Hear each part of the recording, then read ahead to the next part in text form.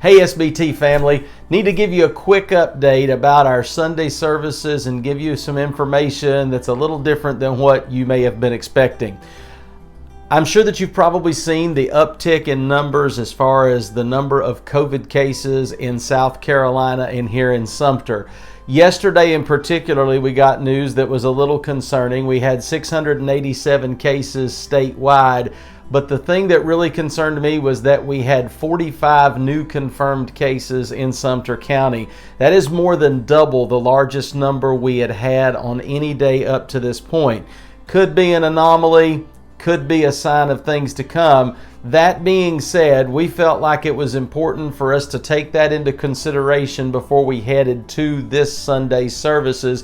As you know, we've tried very hard to make safety first in our reopening. With that said, I need to announce a change. We had planned and had announced that Junior Church would be starting this Sunday in the 11 o'clock hour. Out of an abundance of caution, we feel like it's necessary to wait at least a week to do that, another week, until we can see what's going to happen on a local level. We don't feel like it's good to be starting that particular service back up in the middle of a hotspot time in Sumter. Again, the numbers today and in the days to come may prove out that yesterday was an outlier. But being this close to Sunday, we've got to make a call, and we just decided it would be best to wait at least a week, and we'll see what things look like next week as to when we decide to restart Junior Church. My apologies to the kids and parents. I know everybody was looking forward to it, but we just got to do what's safe right now. Also, I wanted to say a word to our church family about being careful, about being cautious and taking proper precautions. Stores have reopened. Most of us are back to work and doing things that we normally do. And I just want to make sure that our church family understands it's not just about you and your family. It's about the church family. We need to be careful. Live your life. I understand you have to do that. I've said over and over, we can't hide from this virus, and we're not going to live our lives in fear.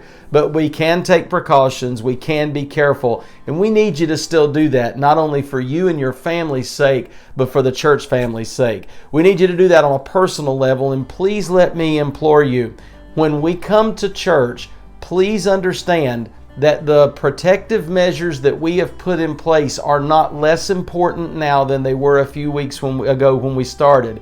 I would argue with the surge in cases locally that it is more important now than it was when we started to keep our 6-foot distancing on the way in, on the way out, doing the little things that make sure, using the hand sanitizer, all the little things that we've put in place. Please be careful about those, both inside the building and outside the building. We've just got to be very, very careful. If one person in our church gets sick, that is a concern.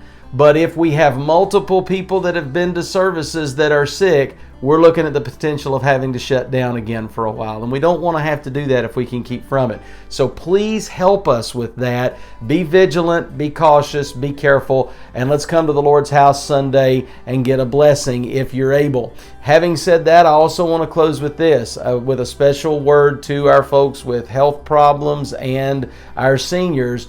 Please be very careful about making decisions about when and if you should come back to church. There is just a lot out there right now, and we want everybody to understand, once again, that we understand and we are for you if you take your time getting back or staying in services right now with everything that's going on. God bless you. Have a great weekend, and if you're able, we'll look forward to seeing you in the Lord's house. If not, I'll see you on live stream. Have a blessed evening.